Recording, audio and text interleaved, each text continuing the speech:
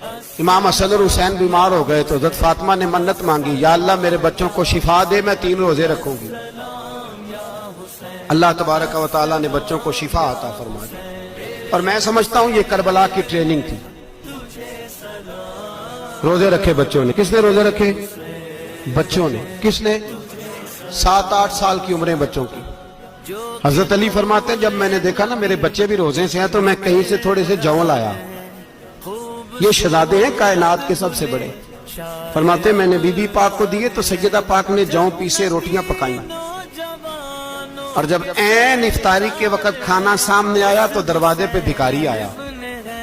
عین بڑا بے نیاز ہے اللہ، عجیب رنگ ہے مالک کا۔